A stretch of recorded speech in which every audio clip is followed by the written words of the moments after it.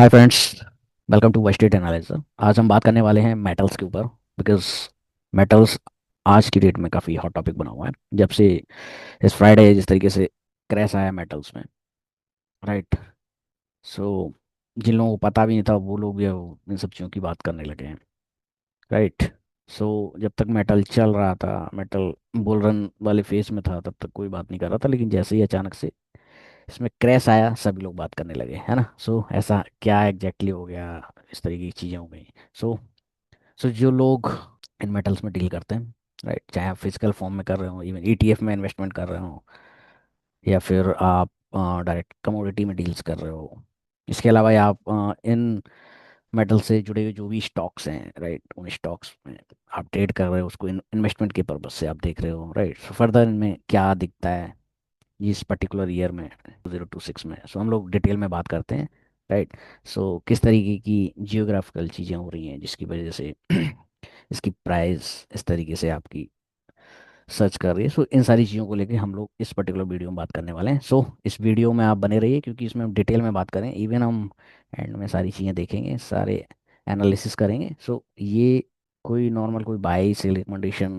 का वीडियो नहीं है, ये एक एनालिसिस का वीडियो है, राइट। इसमें आप समझोगे, आपको अपने आप ही पता चल जाएगा कि आगे फर्दर आपको इस इन मेटल्स में मेजरली आपके गोल्ड सिल्वर और कॉपर में आपको क्या करना चाहिए, है ना।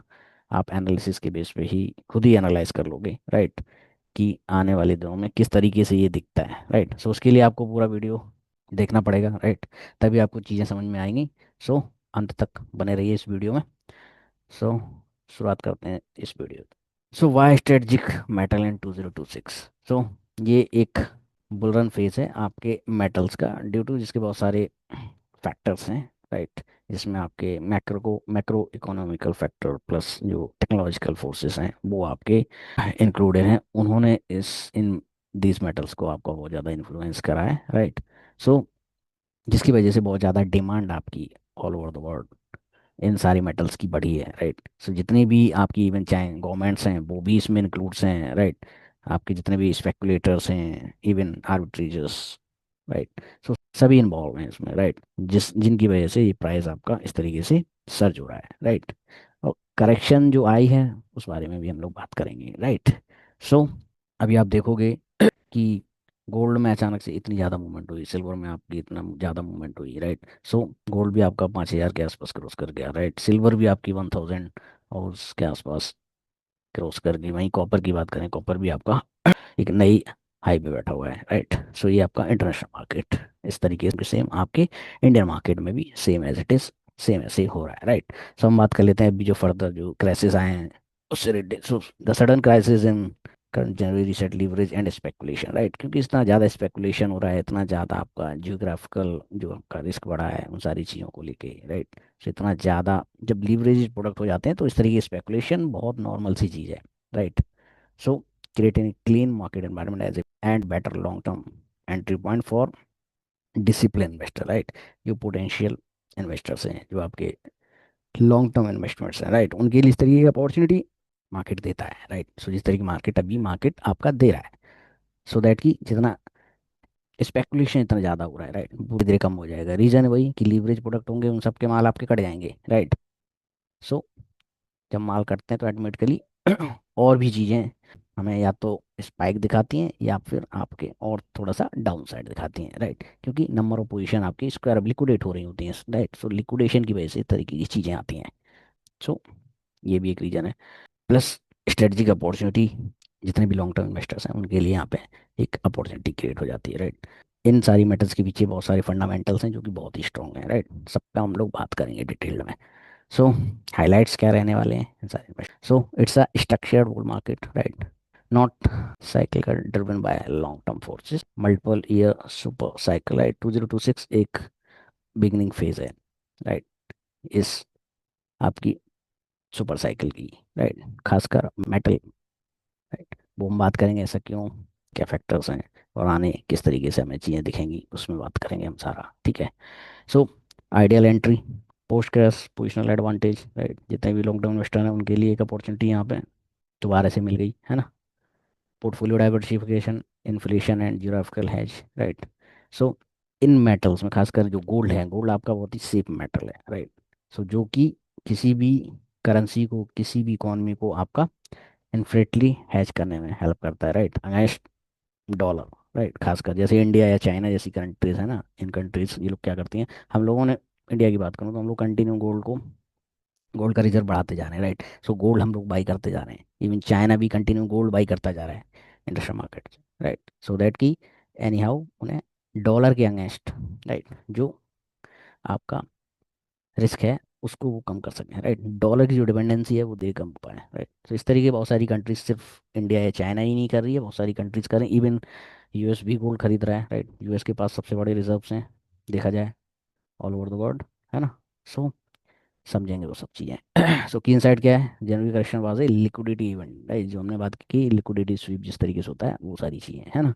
Not a trend reversal, fundamental remain intact and stronger, so fundamental factors के बहुत ही स्ट्रॉन्ग है, राइट। सो इस करेक्शन का उन सब चीज़ों से कोई लेना देना नहीं है। सो क्या ड्राइवर्स हैं वो सारी चीज़ें हम लोग डिस्कस करते हैं। सो मोस्ट पावरफुल जो ड्राइवर्स हैं वो आपके हम लोग डिस्कस करने वाले हैं यहाँ पे। सो एक जो मेन पावरफुल ड्राइवर है वो है आपका मॉनेटरी डिबेसमेंट। इसमें क्या होता है, जितनी भी सेंट्रल बैंक्स हैं, इसकी हमने बात की अभी, कि जितनी भी आपकी सेंट्रल बैंक्स हैं वो खुद ही आपकी गोल्ड बाई कर रहे हैं, राइट। कंटिन्यूसली गोल्ड बाई करे जा रहे हैं, राइट। सो हम लोगों ने भी, एक इंडिया की बात करें, हम लोग अराउंड 15% गोल्ड रिजर्व करते हैं। वहीं यूएस की बात करें, यूएस अप्रोक्स 75% गोल्ड रिजर्व करता है ऑल ओवर द वर्ल्ड, है ना। सो इस तरीके हमने भी अपने गोल्ड रिजर्व बढ़ाए हैं, चाइना जैसी कंट्रीज वो भी गोल्ड रिजर्व बढ़ा रही है, सभी गोल्ड रिजर्व बढ़ाने में लगे हैं। सो जब हर कोई गोल्ड बाई करेगा, इवन गवर्नमेंट्स बाई कर रही हैं, आप ये समझो गवर्नमेंट्स बाई कर रही हैं, तो ऑब्वियस सी बात है कि उस पर्टिकुलर जो भी एसेट है उसकी प्राइस धीरे धीरे बढ़ने है ना। जिसकी बात की China, India, Turkey, Poland reducing USD reliability, है ना, कि इन पे बहुत ज़्यादा रिलायबल होना पड़ता है। आपको कोई भी चीज़ खरीदनी इंटरेस्ट मार्केट में आपको पहले डॉलर लेना पड़ेगा, है ना। तो वही चीज़ है, जिस तरीके से इंडियन रुपीज़ गिरा है तो हमें कहीं ना कहीं आपका गोल्ड खरीदना ही पड़ेगा, राइट, सो दैट कि हम अपनी कंट्री को डिवेल्यूट होने से बचा पाएँ, राइट। क्योंकि डॉलर सामने से स्ट्रांग होता जा रहा है उतना ही, है ना। सो ये सब चीज़ें हमें करनी पड़ती हैं। Reserve anchor global becoming the new global reserve standard, right. So gold एक सबसे बड़ा स्टैंडर्ड आज की डेट में बनता जा रहा है, राइट, क्योंकि बताया जैसे कि हर कोई खरीदने में लगा हुआ है, क्योंकि कल की डेट में मान लो अगर डॉलर गिर गया तो फिर आप कैसे बचाओगे अपनी इकोनॉमी को, तो उसके लिए आपके पास गोल्ड होना बहुत ज़रूरी है ना। तो इसलिए हर कोई गोल्ड बचा रहा है, राइट।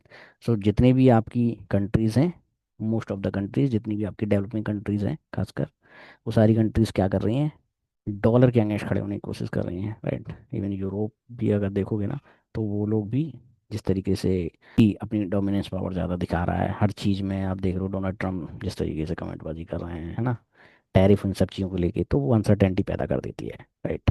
तो इन सारी चीज़ों से एक स्टेबिलिटी लाने के लिए जितनी भी आपकी सेंट्रल बैंक्स हैं वो सारी गोल्ड खरीद रही हैं। तो ये बहुत बड़ा फैक्टर है इन मेटल्स में तेजी का। दूसरा समझ लेते हैं, जियोग्राफिकल स्टेबिलिटी, राइट। जिस तरीके से हम लोगों ने देखा आपका रशिया यूक्रेन वाला, है ना, वैसे मिडिल ईस्ट में जो चल ही रहा है continuous US China trade conflicts, है ना। सप्लाई की बात करें यहाँ तक इन मेटल्स की, खासकर कॉपर वगैरह की, है ना, पेरूचली जहाँ पे इनकी जो माइंस हैं वहाँ पे बहुत ज़्यादा डिस्ट्रप्शन है ड्यू टू लेबर वगैरह नहीं है वहाँ पे, है ना, तो वहाँ पे उस तरीके से प्रोडक्शन नहीं हो पा रहा है, सो सप्लाई नहीं है। तीसरी चीज़ है कि चाइना ने भी जैसे आपका सिल्वर का जो एक्सपोर्ट है वो अभी फ़िलहाल में रोक दिया था, है ना, जिसकी वजह से, क्योंकि डिमांड तो कम नहीं है ना, डिमांड तो ऑब्वियसली बात, डिमांड बहुत ज़्यादा है, उतनी सप्लाई नहीं हो पा रही है। रीज़न ये है ना, काफ़ी टाइम से नहीं हो पा रहा है। सो ये फैक्टर भी यहाँ पे आ गए, right. Safe haven demand, Venezuela का भी जो रिसेंट क्लाइसिस हुआ जिसकी वजह से आप गोल्ड में कंटिन्यूअस आपका अपवर्ड मूवमेंट देखा जा रहा है ना। सो ये आपका काफ़ी बड़ा फैक्टर है। वहीं हम लोग अगर बात करें यहाँ पे तीसरा फैक्टर ये जो है आपका energy and AI demand, right. अब ये कैसे है आपका, जितने ईवीज हैं, राइट, उनमें अप्रोक्सीमेट 80 से 100 केजी आपका कॉपर चाहिए होता है हर एक आपकी ईवी को बनाने के लिए, राइट। वहीं हम बात करें सोलर वाइंड की जहाँ पे 200 से 400 टन पर गीगावाट गीगावाट आपको चाहिए, राइट। सो ये आप समझ सकते हो कितनी डिमांड है यहाँ पे, राइट। एआई इंफ्रास्ट्रक्चर, एआई के जितने भी डेटा सेंटर्स वगैरह बनते हैं वहाँ कॉपर की बहुत ज़्यादा डिमांड रहती है शायद, तो मिलियंस ऑफ कॉपर्स की डिमांड है, कहने का मतलब ये है। सो वो सारी चीज़ें वहाँ यूटिलाइज हो रही है, तो उतना हम प्रोडक्शन नहीं कर पा रहे हैं, कहने का मतलब ये। सो डिमांड बहुत ज़्यादा है। वहीं सिल्वर बात की सोलर पैनल में यूज़ होता है, एआई चिप्स में यूज़ होता है, हाई फ्रिक्वेंसी इलेक्ट्रॉनिक्स में, बैटरीज में बहुत ज़्यादा यूज़ होता है, जिस तरीके से ईवी वगैरह बढ़ी है ना, की डिमांड जिस तरीके से बढ़ रही है आने वाले टाइम में, और भी ज़्यादा इनका प्रोडक्शन इंक्रीज करें governments, right, due to pollution and all. So कहने का क्या मतलब ये है कि ये जो तीनों फैक्टर है ना, जो कि क्लियरली इंडिकेट कर रहे हैं कि एनी हाउ डिमांड तो बहुत ज़्यादा है ना, डिमांड तो बहुत ज़्यादा है आने वाले टाइम में भी, आगे के लिए भी दिख रहा है कि इनकी डिमांड तो बहुत ज़्यादा है, राइट। सो कह सकते हैं कि ये जो आपकी जो साइकिल आई है ना, ये जो बुल फेज आया है आपका मेटल्स में अचानक से, सो ये मतलब कोई शॉर्ट टर्म नहीं है, राइट, क्योंकि इनके पीछे आपके फंडामेंटल्स हैं, राइट, इनके पीछे एक्चुअल वजह हैं, राइट। जो छोटी मोटी ये करेक्शन हुई है ये सिर्फ स्पेकुलेशन है, लिक्विडिटी फैक्टर है, लिक्विडिटी ग्रैब करने वाली बात है ना, ये उसकी वजह से है। बाकी लॉन्ग टर्म आप देखोगे, लॉन्ग टर्म पर्सपेक्टिव, सो इनका काफ़ी ब्राइट है, कहने का मतलब ये है ड्यू टू इन सारी रीजंस की वजह से, right. So industrial necessary not speculation, structural demand uses, right. एक बड़ा फैक्टर है आपका डॉलराइजेशन, जिसका कि खासकर ट्रेंड चल रहा है, सारी कंट्री इस तरीके से बात कर रही हैं है ना, और वो उन्हीं चीज़ों पे काम भी कर रही है। So central bank has been net buyer for 15 consecutive years, right? So historic shift in global monetary policy, the sustained accumulation reflect a fundamental reassessment of reserve asset strategy, right. So इसका मतलब यही है कि ये लोग continue buying करने जा रहे हैं, राइट, क्योंकि इनका पर्सपेक्टिव बहुत ही बड़ा होता है, बहुत ही लंबा पर्सपेक्टिव, राइट। सो ये लोग कंटिन्यू बाइंग, जब आप कोई चीज़ बाई करते जाओगे, राइट, सो आप समझ सकते हो एक सेंट्रल बैंक को दूसरी सेंट्रल बैंक भी देख ही रही है ना, राइट, कि भाई ये बाई कर रहे हैं, क्यों बाई कर रहे हैं, इसके पीछे क्या रीज़न है, राइट। सो वो भी अपनी करेंसी को बचाने के लिए वो भी बाई करना स्टार्ट कर देते हैं, right.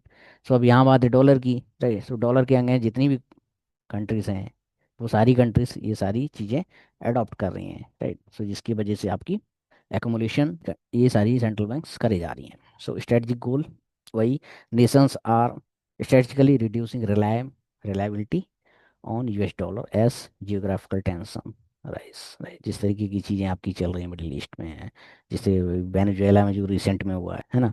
So any how countries यही सोच रही हैं कि जिस तरीके से डॉलर की जो डोमिनेंस पावर है वो धीरे कम करी जाए, राइट। आप जितना कम डॉलर खरीदोगे, है ना, उतनी ऑटोमेटिकली उसकी डोमिनेंस कम होती जाएगी, राइट। लेकिन यूएस ऐसा नहीं सोचेगा, यूएस सोचेगा कि एनी हाउ मैंने कुछ भी करना पड़े किसी भी कंट्रीज को, उसमें डॉलर में उसको ट्रेड करना ही पड़ेगा, है ना। तो वो उस तरीके की चीज़ें बना रही हैं। सो हर कंट्री अपने हिसाब से चीज़ों को समझ रही है आगे चल के, right. So gold is becoming the new reserve anchor in the multipolar world, right. So gold एक ऐसा एसेट्स है, राइट, एक सेफ हेवन है, राइट, जिसमें आप इन्वेस्टमेंट कर सकते हो, राइट, जिसको आप एज ए रिजर्व रख सकते हो, राइट। सो गोल्ड इस तरीके से यूज हो रहा है आज की डेट में। सो मेजर बायर कौन है आपके, जिन्होंने, हम बात करें 2025 की, जिन्होंने सबसे ज़्यादा खरीदा आपका, China largest buyer, India strategic reserve, Turkey lira protection, वो अपनी करेंसी बचा रहा है ना। वहीं पोलैंड की बात करें वो ईयू डाइवर्सिफिकेशन। सो सबके अपने रीजंस हैं जिसकी वजह से एनी हाउ उन्हें खरीदना गोल्ड ही पड़ रहा है और गोल्ड खरीद रहे हैं। वहीं सेंट्रल बैंक की बात करें, जो कि कंटिन्यूस आपके 15 साल में किस तरीके से उन्होंने खरीदा है ना। सो कंटिन्यू आप देखोगे 2022 और 2024 में, जहाँ पे सबसे ज़्यादा ये चीज़ें खरीदी गई हैं, है ना, इवन 2025 में भी उन्होंने खरीदा है। Why central bank are buying, reason हम लोग को मालूम ही है क्या क्या रीजंस रहे हैं, diversification away from USD, inflation has, geographical exposure, है ना। जिस तरीके की चीज़ें हुई हैं, सो उससे किसी तरीके से वो अपने आप को इंश्योरेंस कर रहे हैं, है ना, इन सब चीज़ों से बचने के लिए। No counter party risk, right, store of value for container, है ना। सो ये सारी चीज़ें आपकी इन्वॉल्व में, जिसकी वजह से आपकी सेंट्रल बैंक्स गोल्ड को कंटिन्यू ट्रेड करती जा रही है, राइट, सो दैट कि वो डॉलर को बोले जाए डीलेवरेज कर पाए, है ना। सो इस तरीके की चीज़ें यहाँ पे हो रही हैं। और बड़ा फैक्टर्स क्या है यहाँ पे इसके पीछे, rate of interest, right. So real interest rate favour metal, right. अगर हम बात करें वहीं पे यहाँ पे बॉन्ड्स की बात करें, right, so US 10 year bond अगर अभी देखोगे तो इसकी जो यील्ड है ना वो आपकी नेगेटिव में है। सो आप क्यों ऐसा एसेट खरीदोगे जिसकी यील्ड आपकी नेगेटिव में हो, है ना। सो आप, तो इस वजह से और क्या है कि ये चीज़ें ज़्यादा फेवरेबल हो गई आपकी, जी मेटल्स आपकी ज़्यादा फेवरेबल हो गई, है ना। सो एक ऐसा एसेट खरीदा जाए जिसमें सेफ्टी भी हो, सिक्योरिटी भी हो, है ना, कहने का मतलब ये है, और इसमें पोटेंशियल भी हो, तो ऐसी चीज़ हर कोई खरीदना चाहता है ना, जिसकी अपॉर्चुनिटी कॉस्ट की बात करें, है ना, जिसकी वहाँ से इवन आप चाइना देखो कि चाइना ने, वैसे चाइना काफ़ी बड़ा परचेजर रहता है आपका यूएस बॉन्ड्स का, बट उसने भी अपने धीरे बहुत ही कम कर दिया है खरीदना, उसके बदले वो गोल्ड खरीदना ज़्यादा प्रेफर कर रहा है ना।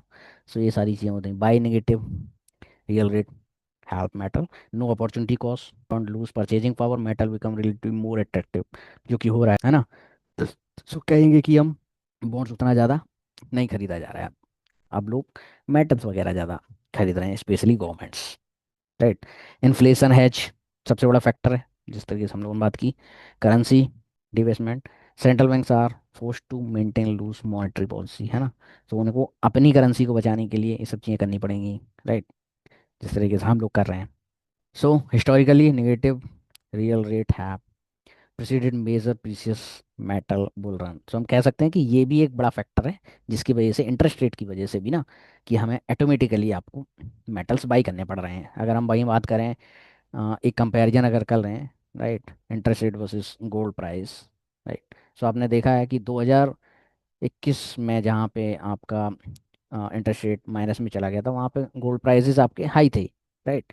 फिर आपने देखा कि धीरे जैसे आपके जितने भी बॉन्ड्स हैं इनके प्राइसेस, जैसे इनकी यील्ड ज़्यादा थी, राइट, इनमें इंटरेस्ट रेट आपको ज़्यादा मिल रहा था, तो वहाँ उस सिनेरियोज में आपका गोल्ड देखोगे आप, है ना, जिस तरीके से आपका गोल्ड आपका उस कंपैरिजन में काफ़ी नीचे था।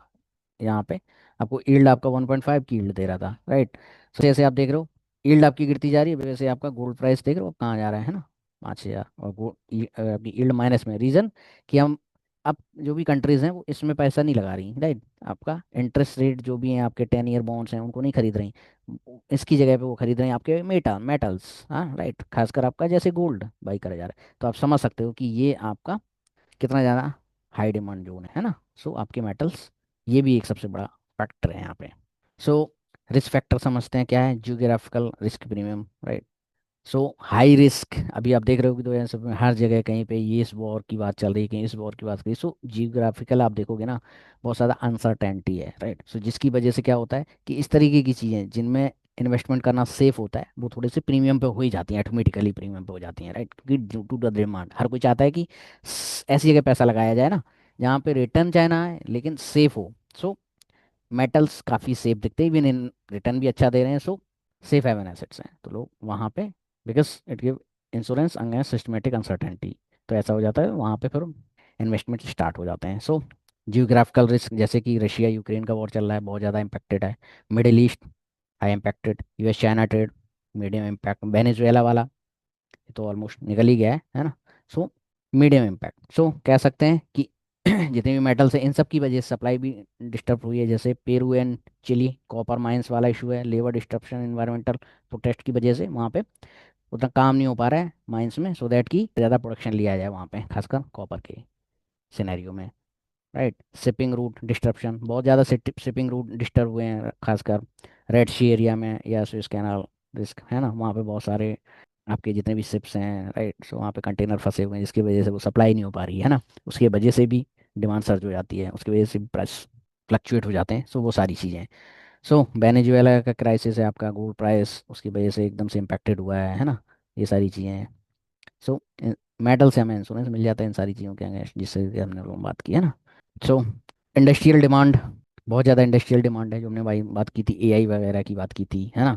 सो क्या है, बात कर लेते हैं। कॉपर बहुत बड़ा फैक्टर है इंडस्ट्री में जिसका सबसे ज़्यादा यूज़, बहुत ज़्यादा यूज़ होता है, राइट। इलेक्ट्रिक व्हीकल, यहाँ से 80 से 100 kg ऑफ कॉपर का यूज़ होता है ना।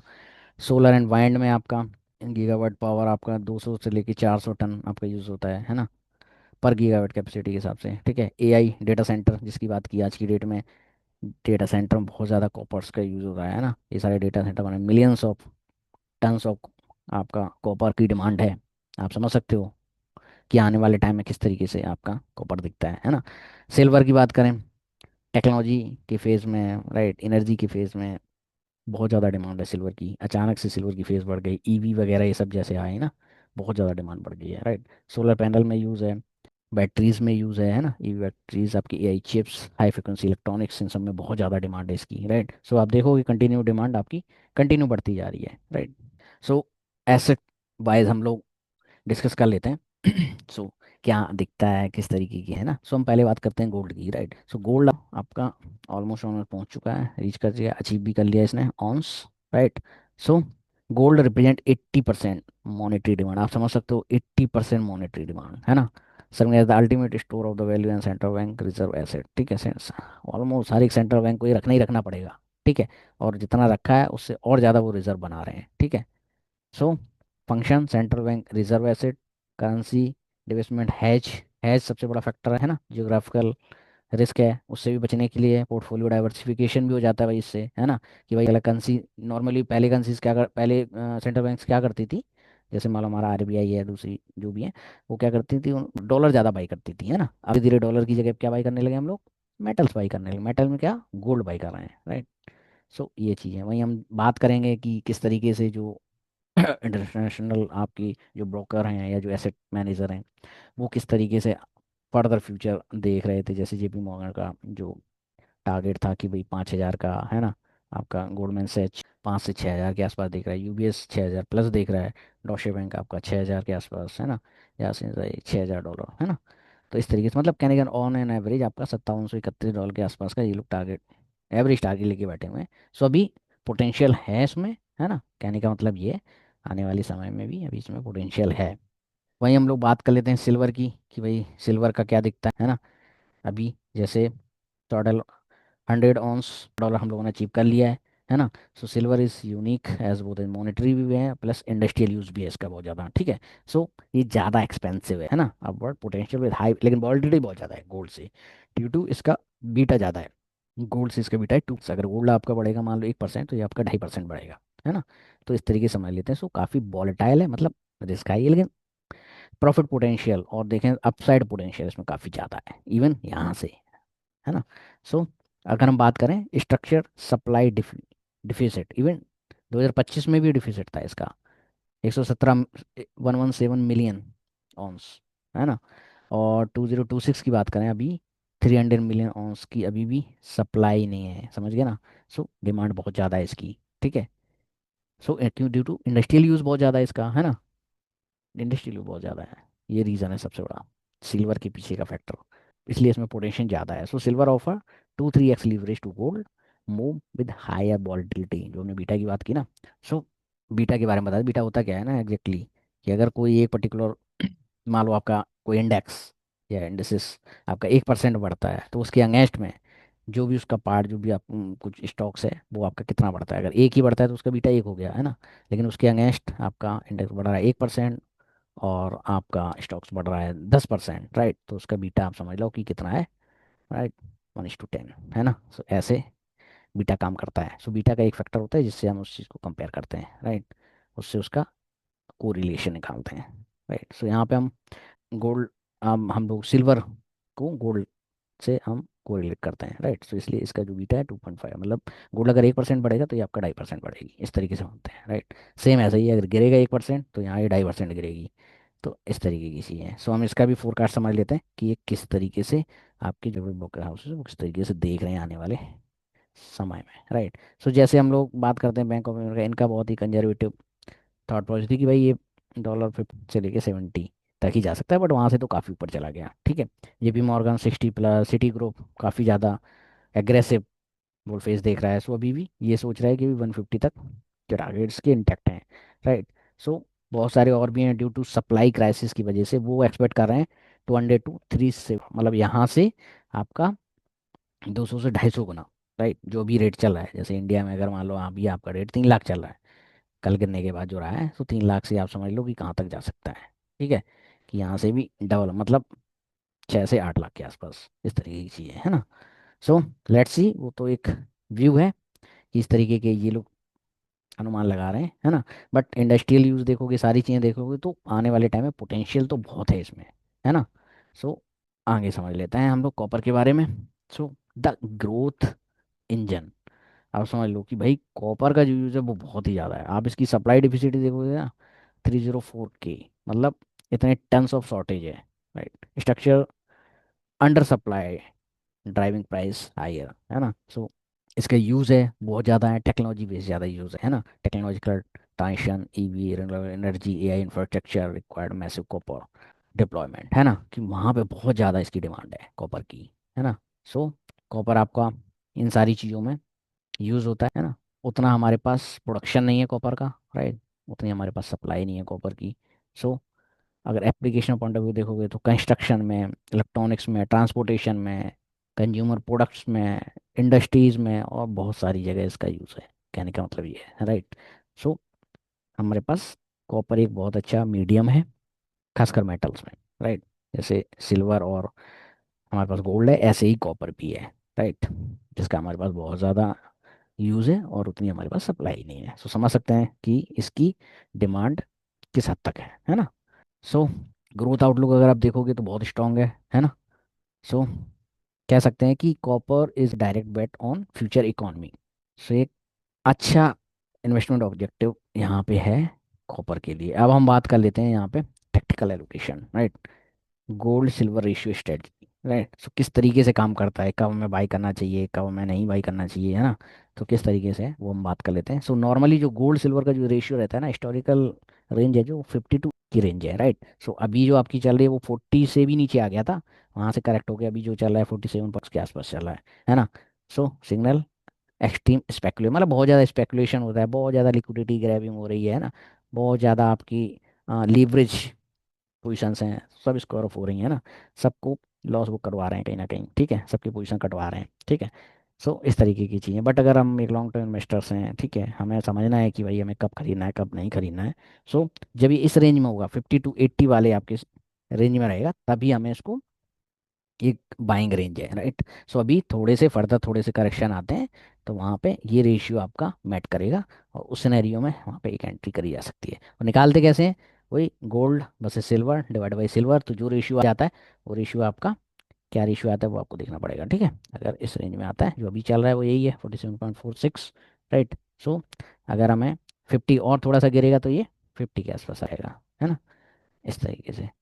अगर यहाँ से अभी जैसे ही स्पाइक हुआ था तो ये 40 से भी कम में आ गया था, कहने का मतलब ये तो मतलब ओवरसोल्ड जोन में चला गया था, है ना, जहाँ से मतलब इनकी जो रेशियो है वो रेशियो में बहुत ज़्यादा डिस्ट्रप्शन आ गया था, ठीक है। सो अभी ये दोबारा से जैसे एग्जांपल के तौर पर अगर सिल्वर आपका 80 प्लस है तो बहुत ही चीप है रिलेटेड टू गोल्ड, है ना, कह सकते हैं कि बहुत सस्ता है, ठीक है। Silver offer better value and high upside potential, जैसे कि हमने बात की अभी, किस तरीके के इसके यूजेस हैं, क्या इंडस्ट्रियल यूज़ है, क्या इसकी डिमांड, क्या सप्लाई, सारी चीज़ों की बात की, तो उससे हमें क्या लग रहा है कि इसमें काफ़ी पोटेंशियल है इस पर्टिकुलर मेटल में, राइट।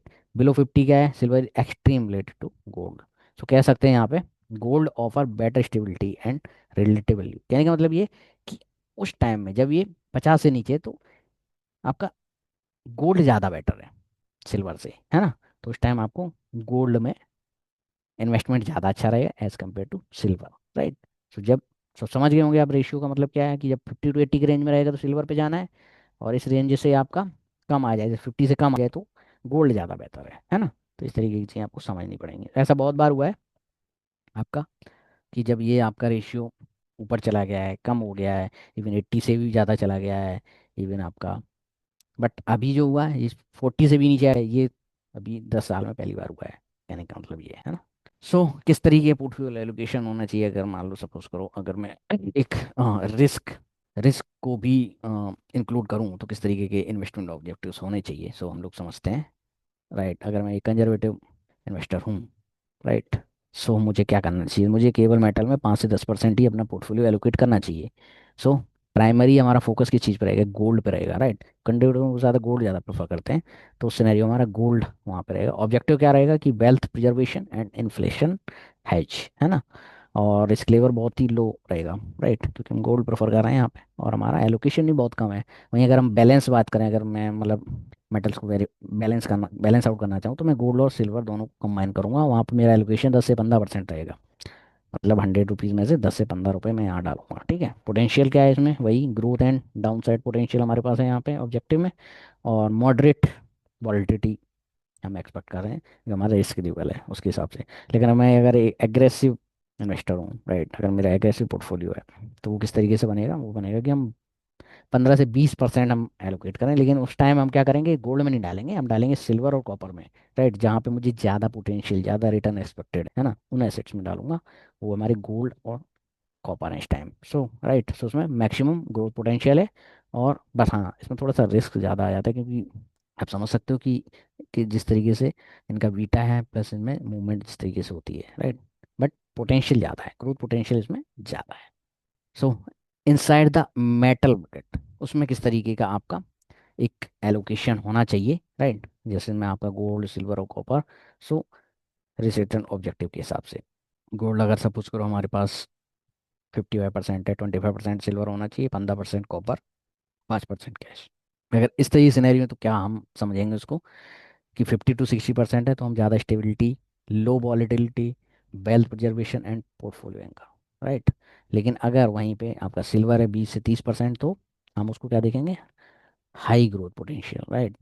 और इंडस्ट्रियल डिमांड ज़्यादा है, इस वजह से हाई वॉलेटिलिटी इसमें ज़्यादा है, तो हमारा वहाँ पे पोर्टफोलियो का एलोकेशन आपका हो गया 20 से 30% का। कॉपर में हम 10 से 20% का एलोकेशन मान के चलते हैं। सो इंडस्ट्रियल एक्सपेंशन, सप्लाई डिफिसिट की वजह से, इलेक्ट्रॉनिफिकेशन प्ले की वजह से, इकोनॉमिक ग्रोथ लिंक है, राइट। सो इस तरीके की स्ट्रेटजी, इस तरीके अगर आपका मेटल का एलोकेशन है तो इस तरीके से मेटल का एलोकेशन बनाया जा सकता है, राइट, खासकर इन्वेस्टमेंट ऑब्जेक्टिव के हिसाब से, right.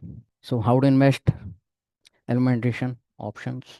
So multiple investment vehicle provide exposure to strategic metal की, जिस तरीके हमने इस प्रेजेंटेशन से पहले हम लोगों ने बात की, हम लोग कहाँ क्या अपॉर्चुनिटी ढूंढ सकते हैं। सो जैसे आपका फिजिकल के फॉर्म में हम लोग कर सकते हैं, राइट, कॉइन एंड वहाँ पे हम लोग खरीद सकते हैं इनको, है ना। सो ये आपको मिल सकते हैं कहाँ से, बुलियन डीलर के पास से भी मिल सकते हैं, वहाँ पे आप खरीद सकते हो with secure storage, home safe vault, right. So personal custody option भी रहते हैं इसमें, ठीक है। और ये best crisis protection and wealth preservation, right. इसमें काउंटर पार्टी रिस्क का चक्कर खत्म हो जाता है, क्योंकि आपने खरीद ही लिया है तो काउंटर पार्टी रिस्क का मतलब ही खत्म है, ठीक है। टेंजिबल एसेट है, राइट। बट इसमें प्रॉब्लम रहती है, स्टोरेज की प्रॉब्लम रहती है ना। इंश्योरेंस कॉस्ट, भाई कल की डेट में चोरी हो जाए, कुछ हो जाए, तो वो प्रॉब्लम रहती है ना। दूसरा फैक्टर ये है कि इन्वेस्टमेंट का, कि हम लोग ईटीएफ में कर सकते हैं। ईटीएफ में हमारे पास हर चीज़ के ईटीएफ्स अवेलेबल हैं, जैसे गोल्ड का ईटीएफ है हमारे पास, सिल्वर का ईटीएफ्स हैं, कॉपर के ईटीएफ हैं, तो हम वहाँ पे इन ईटीएफ्स में हम लोग बाई कर सकते हैं ईटीएफ्स को, राइट। सो अब इसमें बेस्ट क्या है, इसमें बेस्ट ये है कि भाई इजी लिक्विडिटी है, ठीक है, लिक्विडिटी का कोई प्रॉब्लम नहीं है इसमें, आप जब चाहो तब बेच सकते हो उसको, right. And ease of trading, right, आप इजीली ट्रेड कर सकते हो इसको, ठीक है। High liquidity, low transaction cost है। हाँ बस ये एक ईटीएफ है तो मैनेजमेंट फ़ी होती है, वो माइनर सी होती है ना, तो वो कोई बड़ा फैक्टर नहीं है। अब अगर ये भी नहीं आपको करना है, आप सोच रहे हो नहीं मैं कोई स्टॉक्स में बाई करूंगा, ठीक है, तो स्टॉक्स भी आप बाई कर सकते हो इन चीज़ों में जो स्टॉक्स डील करते हैं, राइट। जैसे आपका टाइटन हो गया, टाइटन मेजरली डील करता है आपका, ठीक है।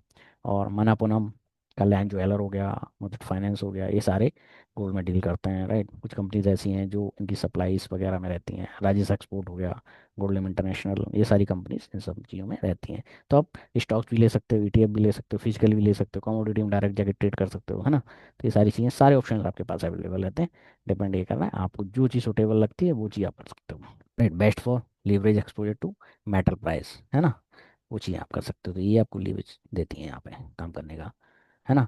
इनमें स्टॉक्स है तो डिविडेंड पोटेंशियल होगा आपका, ठीक है। हाँ इसमें रिस्क रहता है, कंपनी स्पेसिफिक रिस्क है, कि भाई कल कंपनी कोई न्यूज़ आ जाए, कुछ ऐसा हो जाए, है ना, तो वो सारी चीज़ें रहती हैं। और भी बिजनेसिस करते हैं ये, तो वो सारे फैक्टर्स इंक्लूड रहते हैं सब में, है ना। वो सारी चीज़ें आपको देखना पड़ेगा। सो रिस्क मैनेजमेंट रूल क्या होने चाहिए यहाँ पे, डिसिप्लिन किस तरीके से होना चाहिए फॉर लॉन्ग टर्म इन्वेस्टिंग, वो हम समझ लेते हैं, ठीक है। सो आपने अगर सपोज करो इन्वेस्टमेंट कर दिया, तो किस तरीके से आपको प्रॉफिट लेना है, कहाँ पे आपको ट्रेल करना है ना, क्या चीज़ें करनी है, वो सारी चीज़ें आपको समझ में आनी चाहिए। कि जैसे एग्जांपल के तौर पे आपका गेन हो जाता है ना, कि भाई आफ्टर 50 to 100% गेन आप कुछ पोजीशन निकाल दीजिए, है ना, कुछ प्रॉफिट आपको वो करना पड़ेगा, ठीक है। तो जैसे आपने रिकमेंडेड कि भाई अब ठीक है 25% का प्रॉफिट आपको वो करना चाहिए, साथ के साथ आपको क्या करना है, आपको ट्रेलिंग स्टॉप लॉस भी लेने हैं, है ना। जिस तरीके से ये जो अभी एकदम से गिर गया है, मान लो जिसका ट्रेल स्टॉप लॉस नहीं होगा, तो प्रॉफिट बेचारा नहीं बुक कर पाएगा, कल भी खुलेगा कल भी नीचे खुल जाएगा, है ना। तो ऐसे सिनेरियो में क्या होगा, उसमें कमा नहीं पाएगा बेचारा, और भी उसकी बाइंग रेट से भी नीचे आ गया, है ना। तो इस तरीके आपको ट्रेल करना पड़ेगा, ठीक है, कहीं प्रॉफिट वो करना पड़ेगा कुछ ना कुछ, साथ उसके बाद आपको ट्रेल करना पड़ेगा, है ना। तभी आप अपना प्रॉफिट बचा पाओगे, नहीं तो मुश्किल हो जाता है। सो अगर आप एक कंजर्वेटिव आप पोर्टफोलियो बिल्डर है, तो उस सिनेरियो में आपको 15% ट्रेल करना है, और एग्रेसिव है तो 25%, है ना। साथ साथ रीबैलेंसिंग आपको कंटिन्यू करनी है, कि भाई हर क्वार्टर में आपको थोड़ा रिबैलेंसिंग करते जाना है, right. So adjust to target weight maintain diversification, ये सारी चीज़ें आपको करनी है। टैक्टिकल एलोकेशन, गोल्ड रेशियो वाला जो हम लोगों ने बताया है ना, वो आपको समझना है। उसके हिसाब से आपको करना है कि भाई जब रेशियो आपका 80 से ऊपर चला जाएगा तो आपको बाई करना है ना। इस तरीके की चीज़ें हैं, तो इस सब चीज़ों का आपको ध्यान रखना है। रेशियो अगर 50 से नीचे चला जाएगा तो आपको गोल्ड बाई करना है सिल्वर की जगह, है ना। तो ये चीज़ें आपको समझनी है, ये बहुत ही इंपॉर्टेंट है। तो इस तरीके से आप समझ गए होंगे कि किस तरीके से क्या डिमांड है, आने वाले टाइम में क्या होने वाला है इनमें, है ना। क्या फैक्टर्स इंक्लूड कर रहे हैं, इवन गवर्नमेंट्स किस तरीके से इस पे रिएक्ट कर रही हैं, साथ किस तरीके स्पेकुलेटर, हेजर, आर्बिट्रेजर, ये सारे किस तरीके वर्क कर रहे हैं, कहाँ कहाँ किस लिक्विडिटी स्वीप हो रही है, राइट। कैसे लीवरेज पोजिशंस कट रही हैं, है ना। तो ये जितने भी जो भी डाउनफॉल आया उसका इफेक्ट क्या, मतलब किस वजह से आया, वो आप समझ गए होंगे, है ना। ये सारी चीज़ें किस तरीके आपको पोर्टफोलियो बनाना चाहिए, किस तरीके आपको उसका रिस्क समझना चाहिए, किस तरीके के आप इन्वेस्टर, कंजर्वेटिव, एग्रेसिव ट्रेडर हो, है ना। जिस तरीके उस तरीके के पोर्टफोलियो को आप कंस्ट्रक्ट कर सकते हो, कहाँ आप खरीद सकते हो इनको, है ना। वो सारी चीज़ें हम लोगों ने डिस्कस करी यहाँ पे, ठीक है। किस तरीके से आपको प्रॉफिट लेना चाहिए, कहाँ ट्रेल करना चाहिए, सो दैट कि आप इस तरीके की जो ट्रैपिंग होती है उनमें का पार्ट ना बने, बच जाए उससे, है ना। सो ये सारी चीज़ें आप लोगों ने समझी, कब आपको रिबैलेंसिंग करना है, कब आपको ये समझना है कि आप खरीदना है या बेचना है ना, किस तरीके रेशियो को समझना है, ये बहुत इंपॉर्टेंट है ना। उस रेशियो के हिसाब से आपको, तो ये सब चीज़ें आप सीख गए, आपको किसी की एडवाइस की जरूरत नहीं, ठीक है। क्योंकि आपने जो फंडामेंटल वाली चीज़ है वो आपने समझ ली, ठीक है। इसमें फिर आपको आप खुद ही एनालिस्ट बन जाएंगे अपने आप, है ना, जब आपको ये सारी चीज़ें पता चल जाएंगी तो। सो अब हम लोग बात कर लेते हैं अभी फ़िलहाल क्रैश वाली, कि भाई एकदम से क्रैश आ गया, इस सब चीज़ों पे यार कोई बात कर रहा है, राइट। सो क्या प्राइमरी कॉज थे इन सारी चीज़ों को लेके, राइट। जो टेम्परली आपकी वॉलेटिली और जो फंडामेंटल ट्रेंड जो चेंजेस, क्या ऐसा कुछ है क्या, है ना। So Kevin Warsh nominated as Fed chair, market interpreted nominated as Hawkins shift triggering risk of sentiment, right. So इन्होंने पहले भी इस तरीके से काम करें, सो वही सारी चीज़ें क्या ये दोबारा से आ सकती हैं, है ना। तो वो सारी चीज़ों को लेके ये एक, इसको भी, ये भी एक बहुत बड़ा फैक्टर है, कहने का मतलब ये है इस पर्टिकुलर क्रैश का। सो टेक स्टॉक क्रैशेस, जैसे आप देखोगे यूएस के मेजर जितने भी टेक स्टॉक हैं, ज़्यादातर आप आईटी कंपनी अपने यहाँ देख रहे हो ना किस तरीके से गिर रही हैं, है ना। अभी काफ़ी ज़्यादा आईटी के शेयर्स अभी काफ़ी ज़्यादा ट्रिगर कर गए, triggering broad market sell off, so जिसकी वजह से वो पोजीशंस कटती हैं तो साथ के साथ और भी पोजीशन होती हैं वो भी फिर कटनी शुरू हो जाती हैं, है ना। So margin call, forced liquidation, right. So creating cascading selling pressure आ जाता है दूसरी भी चीज़ों पे, right. Dollar strength, dollar rally, commodity price across the world, so dollar, क्योंकि दोनों वाइस वर्सा है ना। सो डॉलर बढ़ेगा तो सामने वाला जो भी एसेट है वो आपका गिरेगा। सो डॉलर और गोल्ड दोनों एक दूसरे अगेंस्ट चलते हैं, यानी कि सो मेटल्स आपके अगेंस्ट है ना। सो ये सारी चीज़ें, सो मार्केट क्रैश हम लोग समझ लेते हैं अभी जो रिसेंटली हुआ है, क्योंकि मार्केट बढ़ा भी तो है, क्योंकि गोल्ड बढ़ा भी है और गिरा भी है, सो दोनों चीज़ें हैं। सो किस तरीके से रहा है आपका कि 12%, 15%, 8%, ये सारी चीज़ें, है ना। सो सिंगल डे में तो बहुत ही ज़्यादा गिरा है अगर देखोगे आप, है ना। सो की इनसाइड क्या है कि this was a liquidity event not trend reversal, right. So the crash flushed out speculative leverage and weak hand, मतलब जिसकी लीवरेज प्रोडक्ट, जो ने लीवरेज पे माल खरीद रखा था, राइट, 100 पे 500 का माल खरीद रखा था, उन सब का माल कट गया होगा, नहीं कटेगा तो कट जाएगा अब, ठीक है। क्रिएटिंग है हेल्दी मार्केट स्ट्रेंथ, सो जितने भी फंडामेंटल फैक्टर इंटैक्ट हैं, सारी चीज़ें सब कुछ वैसे ही हैं। सो एक लॉन्ग टर्म इन्वेस्टर के लिए अच्छी अपॉर्चुनिटी बनने वाली है, जो दोबारा से री एंट्री कर सकता है अगर करना चाहे तो, है ना। क्योंकि आने वाला 2026 तो काफ़ी ब्राइट है, खासकर मेटल्स के लिए, जिस तरीके की इसकी डिमांड और सारी चीज़ें, सारी चीज़ों को लेके। सो Y Feb March 2000 June, so January correction has created an ideal strategic accumulation phase, so it is accumulation phase है, राइट। जिसमें आपके long term investment, long term जितने भी इन्वेस्टर हैं वो यहाँ पे बाई कर सकते हैं। So multiple factor support entering, तो क्या फैक्टर्स हैं वो हम लोग जान लेते हैं यहाँ पे जिसकी वजह से हमें ये पता चल पाएगा कि ये एक्चुअली में बाइंग जोन है, राइट। सो ये जितने भी लीवरेज में बैठे हुए थे वो सारे आपके फ्लश आउट हो गए, राइट, नहीं हुए तो हो जाएंगे, राइट। सो सारी लिवरेज पोजीशंस आपकी स्क्वायर ऑफ हो जाएंगी, राइट। जितने भी वीक हैंड वो आपके निकल जाएंगे सारा कुछ, right. So healthier market structure बन जाएगा आपका, reduce downside risk, right. So वहाँ से आपका फिर नीचे आने का रिस्क आपका काफ़ी हद तक खत्म हो जाएगा, राइट। सो एक अपॉर्चुनिटी है, सो हाई पे तो वैसे भी नहीं बाई करना चाहिए, राइट। सो हमें ऐसा डिस्काउंट में खरीदना चाहिए, राइट। सो ये एक डिस्काउंट वाला जोन बन रहा है, मतलब जब जहाँ बहुत ज़्यादा फियर हो मार्केट में, जब हर कोई बातें करने लगे कि ये दोबारा से 90% टूट जाएगी, इस तरीके की चीज़ें मार्केट में चल रही है, राइट। ये वही लोग बोल रहे हैं जो फियर वाली बातें कर रहे हैं, है ना। तो वो सब चीज़ें जब इस तरीके की चीज़ें तब एक बाइंग अपॉर्चुनिटी मार्केट में होती है, तब हमें उस फेज में जितने भी इंस्टीट्यूशंस होते हैं वो सब बाय करते हैं ऐसे फेज में, राइट, उन्हें ऐसे ही फेज चाहिए होता है, इस तरीके की चीज़ें क्रिएट कर देते हैं मार्केट में कि यार कोई बेचने लगे, है ना, वो वाली चीज़ें। सो फंडामेंटल अभी भी स्टिल इंटैक्ट है, तो ऐसा कोई इशू है नहीं यहाँ पे, है ना, जहाँ पे फंडामेंटल फैक्टर्स आपके चेंज हुए हों, राइट। प्लस आपके टारगेट भी जितने भी बड़े ब्रोकर हाउसेज हैं या जो एसेट मैनेजमेंट कंपनीज हैं, उनके टारगेट स्टिल इंटैक्ट हैं, राइट। सो कोई दिक्कत की बात नहीं है यहाँ पे, है ना, क्योंकि उन्हें काफ़ी पोटेंशियल नज़र आ रहा है आने वाले टाइम में। सो हम कह सकते हैं कि हाँ, इन मेटल में इन्वेस्टमेंट एक अच्छा ऑप्शन हो सकता है। बाकी आप अपनी फर्दर रिसर्च कर सकते हैं, राइट। सो कह सकते हैं Feb March represent an ideal window for building positional eight discounted level, जिसके बारे में हम लोगों ने बात की, है ना।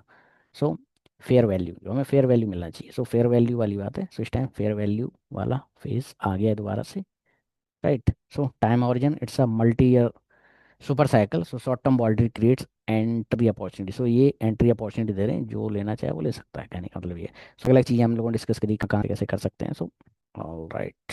सो final thought, investment conclusion, gold silver copper are entering a multi year super cycle driven by four powerful structure forces that show no sign of waiting. So क्या है वो चारों चीज़ हम लोग डिस्कस कर लेते हैं एक बार और again, right. Summarizing, monetary divestment, जैसे central bank accumulating gold, currency losing purchasing power, है ना।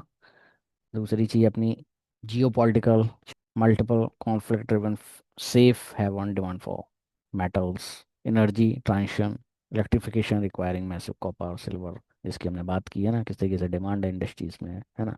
एआई रिवोल्यूशन, बहुत ज़्यादा खासकर डिमांड है आपकी मेटल्स की to build data center and technology infrastructure. So ये सारी चीज़ें, सो अपॉर्चुनिटी के तौर पे हम लोग बोल सकते हैं कि जनवरी 2026 correction was a liquidity event not trend reversal, है ना। ये जो चीज़ें चल रही हैं ना अभी, राइट। सो जितना भी करेक्शन आए, एक बाइंग अपॉर्चुनिटी यहाँ पे मिल सकती है। सो fundamental remain strong then ever, right. So Feb March 26 represent strategy communication favour discipline investors positioning for the next leg of this structural bull run, right. समझ सकते हो कि ये इनिशियल फेज है, जिस तरीके का आने वाला टाइम है, आने वाली चीज़ें हैं, है ना, जिस तरीके फंडामेंटल्स उससे तो यही देखो लग रहा है ना। बाकी आप अपनी फर्दर रिसर्च कर सकते हो, है ना। बाकी हमारे एंड से तो यही सारी चीज़ें, राइट, अपनी हमारी रिसर्च के हिसाब से तो यही है ना, जो हमें दिख रहा है वो हमने आपको बता दिया। बाकी आपका अपना डिसीजन, जहाँ आप जिस तरीके की चीज़ें देख रहे हैं ना, आपको देखना पड़ेगा। आप एक ट्रेडर हो, आप इन्वेस्टर हो, उसके हिसाब से आप अपना अपनी चीज़ें ड्राइव कर सकते हो, राइट। सो हमने आज फुल डिटेल में ये सारी बातें की। आई होप कि आपको ये सारी चीज़ें अच्छे से समझ में आई होंगी, है ना। इसके पीछे का जो रीज़न है वो यही कि लोगों को लग रहा है कि हम यहाँ से सिल्वर एकदम से क्रैश हो जाएगा, गोल्ड एकदम से क्रैश हो जाएगा। सो ऐसा कुछ नहीं है, राइट। सो एक अपॉर्चुनिटी विंडो है, राइट। सो यहाँ पे ऐसे आप चीज़ों को अकोमोडेट कर सकते हो, राइट। सो ड्यू टू किस तरह की डिमांड है, किस तरह की फोर्सेस हैं, वो सारी चीज़ें हम लोगों ने बात की। सो इन सारी चीज़ों को देखते हुए आप अपने फर्दर इन्वेस्टमेंट डिसीजन ले सकते हो, राइट। सो आज के सेशन बस इतना ही, राइट। आई होप कि आपको ये वीडियो काफ़ी पसंद आया होगा, राइट। सो आप कमेंट सेक्शन में बता सकते हो। Thank you so much for watching this video.